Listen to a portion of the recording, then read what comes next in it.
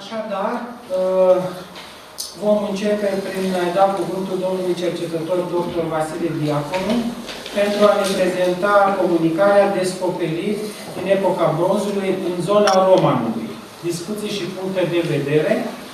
Se va pregăti domnul muzeograf Dănuț Plisecan. Vă rog. Bună ziua tuturor! Mulțumesc în primul și în primul rând colegilor noștri pentru faptul că ne-am invitat astăzi aici, la această manifestare.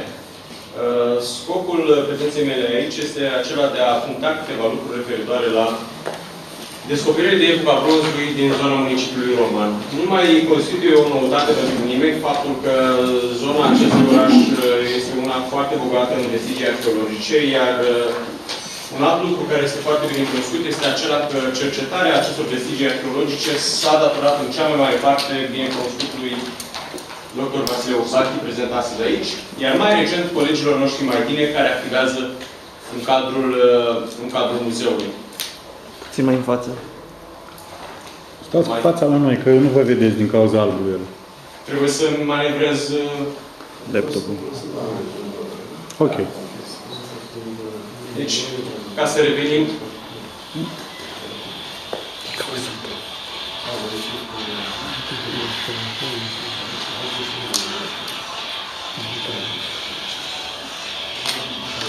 Care mergi jos? să nu vă plictisesc foarte mult, să ne încadrăm în timp. Nu vă voi spune neapărat lucruri foarte noi. Observațiile mele se datorează, în primul și în primul rând, așa cum vă spuneam, descoperirilor făcute în principal de domnul Sachi, dar și unor descoperiri mai recente, intenția mea fiind aceea de a puncta câteva lucruri care, eu știu, sunt cunoscute mai puțin publicului în ansamblul său. Vă spuneam aici de câteva noțiuni introductive. În primul și în primul rând, spațiul pe care l-am avut în analiză este cel care corespunde, să spunem așa, zonei în care se află Romanul și anume confluența Siretului cu Moldova. Din punct de vedere cronologic, m-am referit la epoca bronzului, respectiv perioada cuprinsă între mileniul 3 și sfârșitul mileniului 2 înainte de Hristos. De asemenea, analiza sau studiul meu se concentrează asupra descoperirilor mai vechi, dar și a unor descoperiri cât se poate de recente și o să punctez la momentul respectiv despre ce este vorba. Așa cum spuneam și mai devreme, principalul obiectiv al comunicării mele, principalul obiectiv al intervenției mele este acela de a integra descoperirile din spațiul studiat într-un cadru cultural mai amplu, evidențiind aspecte particulare, aspecte mai puțin cunoscute, să spunem așa.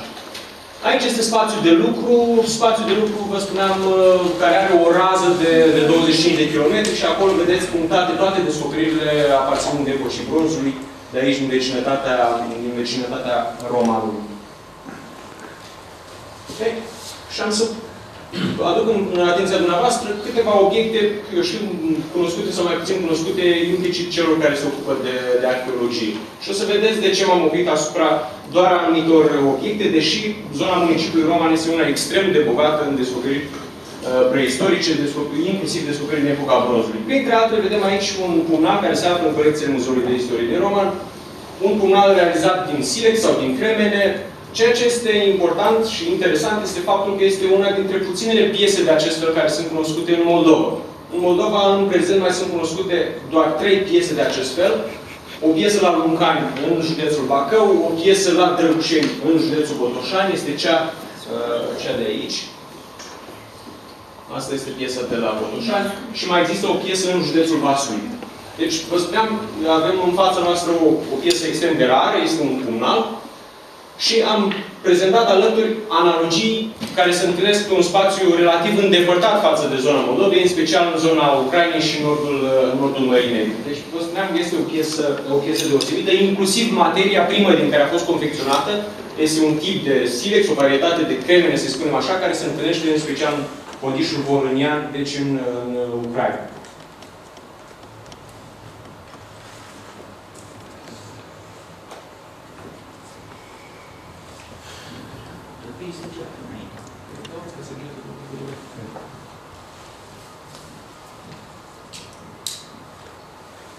O altă piesă, un topor de la Oniceni, tot din județul Neamț, piesa aflată prezent în colecția Muzeului Vasile Curban din Bârlad.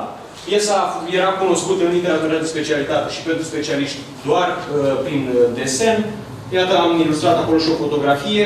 Este de asemenea o raritate, deși tipul acesta de artefacte se întâlnește relativ frecvent în descoperirile arheologice din spațiul scarpatic. Dar, din punct de vedere tipologic, este o piesă de aramă, specifică tipului izvoarele. Este o piesă care aparține sfârșitului bronzului timpuriu și probabil începutului bronzului mijlociu. Este singura piesă din Moldova de acest fel, cel mai apropiat de analogii găsindu-se în sudul României. Cel mai probabil avem de a face cu un import din zonele de sud ale României, care a ajuns aici la comunitățile epocii bronzului din actualul județ Neamț, să-i spunem așa.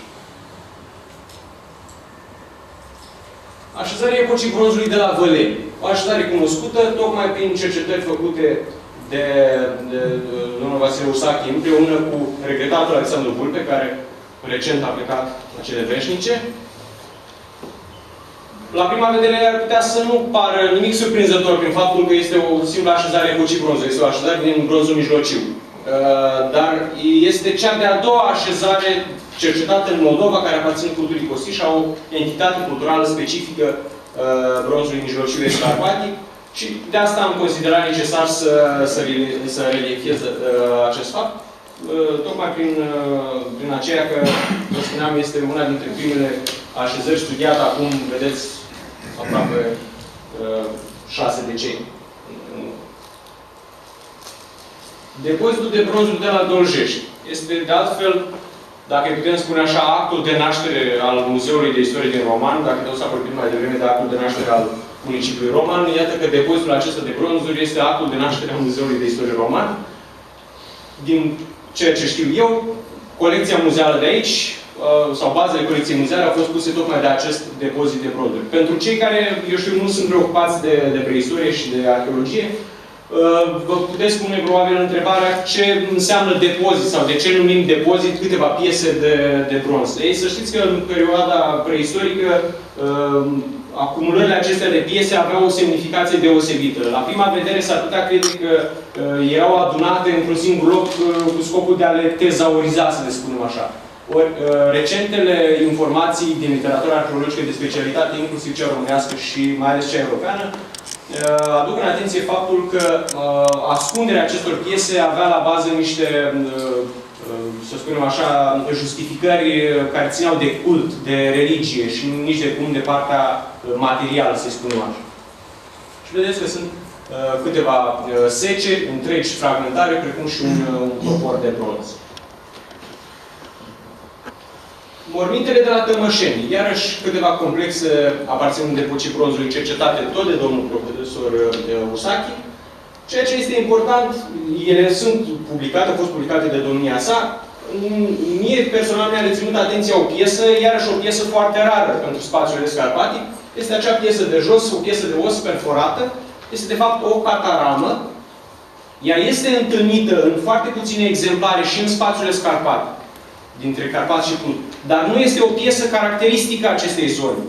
Toate piesele fie sunt importuri sau sunt imitații după exemplare care se întâlnesc în alte spații geografice, în alte culturi. Respectiv în spațiul de la est de Prut și până în zona de nord a Mării Negre. În așa numita cultura a ceramicii cu multe vâie. Și pentru exemplificare, în cele două imagini din partea dreaptă, am expus piese descoperite, vă spuneam, în zona Ucrainei, pe care se văd foarte bine piese asemănătoare cu cea pe care am prezentat-o mai devreme. Și iată aici piese similare descoperite în Republica Moldova, tot în morminte specifice bronzului mijlociu, și perioadei mijlocie a epocii bronzului. Statuietă de la Săboani. Iarăși, mă văd nevoit să recunosc meritele domnului profesor Usachi pentru săpăturile exemplare pe care le-a făcut la Săboani și pentru faptul că a evidențiat inclusiv acele vestigii ale epocii bronzului de acolo. Este un fragment dintr-o statuetă, mă rog, nu se mai păstrează capul, și aici vin cu aceeași precizare pe care am făcut-o mai devreme. Este din nou o raritate.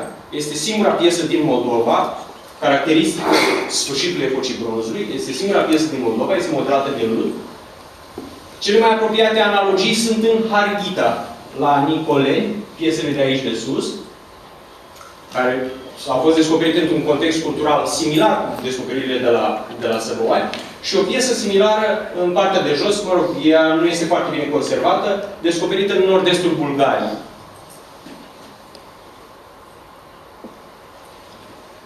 De asemenea, tot în momentele de la Săbăoani, atribuite începutului sfârșitului epocii bronzului, este un ac de bronz, pe care îl vedeți aici. De asemenea, o piesă rar întâlnită în contextul epocii bronzului din Moldova.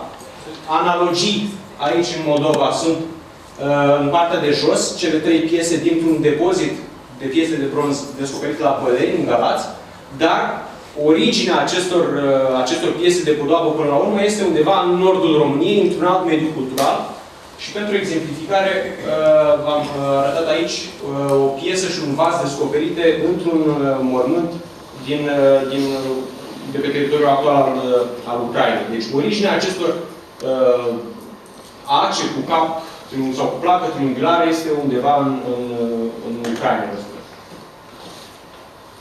Depozitul de la Ruginoasa, iarăși o descoperire destul de veche. Din tot acest ansamblu de piese metalice ne reține atenția, printre altele, acel vârf de lance pe care îl vedeți dumneavoastră acolo. Este un vârf de lance care, tipologic, este încadrat într-o serie extrem de limitată. Pe teritoriul României se mai cunoaște un singur exemplar la Odăile Podari, în sudul țării, exemplarul din dreapta sus, iar cele mai apropiate analogii sunt cele din dreapta jos, de pe teritoriul Republicii Moldova și din Ucraina. Toate aceste piese fac parte, de fapt, dintr-o serie tipologică ale cărei origini se găsesc undeva în zona uralică. Deci modelul a fost preluat de acolo și, bineînțeles, perpetuat prin intermediul comunităților epocii bronzului, astfel că și în zonele scarpatice a ajuns un astfel de exemplar și chiar recent un bine cunoscut arheolog român, dar stabilit în Germania, a publicat un studiu pe tema acestor exemplare. Și, în fine, e vorba de câteva descoperiri extrem de recente, făcute de colegul nostru George Hânceanu, la Arhiepiscopie. În vara anului trecut, sau în primăvara anului trecut, colegul Hânceanu a săpat acolo parte a unei necropole medievale destul de consistente. Din ceea ce rețin eu, sunt peste 200 de morminte medievale, dar printre acele morminte medievale au fost descoperite și câteva complexe funerare, câteva morminte specifice epocii bronzului. Deși sunt doar 6 morminte atribuite epocii bronzului, ele au o deosebită importanță prin faptul că atestă un soi de amestec etnic, amestec cultural, o coabitare culturală, să-i spunem așa. Materialul arheologic descoperit în aceste morminte ilustrează acest fapt. Este vorba de îmbinarea a două culturi. Una care își are origine în jumătatea de nord a Moldovei și cealaltă cultură care își are origine în zona de sud a Moldovei, respectiv zona de Curbura Carpaților, respectiv cultura Montoru și cultura Comarov. Deci, aici, pentru exemplificare, vedeți, fac o scurtă paranteză, aceste recipiente ceramice, întregi și fragmentare, au fost depuse la picioarele defunctului. În partea de sus este un recipient care, după caracteristicile sale, vă spuneam, și are origine în cultura Monteoru, adică în zona de sud a Moldovei și în zona de Curbura Carpaților, iar recipientul fragmentar din partea de jos este caracteristic mediilor culturale din jumătatea nordică a Moldovei și chiar de pe teritoriul Ucrainei. Și, în fine, un alt mormânt, tot de la Arhiepiscopie, unde din nou se vede foarte bine această simbioză culturală, să spunem așa. Recipientul de aici, văzut profil deasupra și partea inferioară, prin decorurile sale, atestă aceeași legătură, vă spuneam, cu mediile culturale ale bronzului mijlociu din zona de sud a Moldovei, pe când celelalte două exemplare se leagă mai degrabă de zona de nord a Moldovei. Mulțumesc!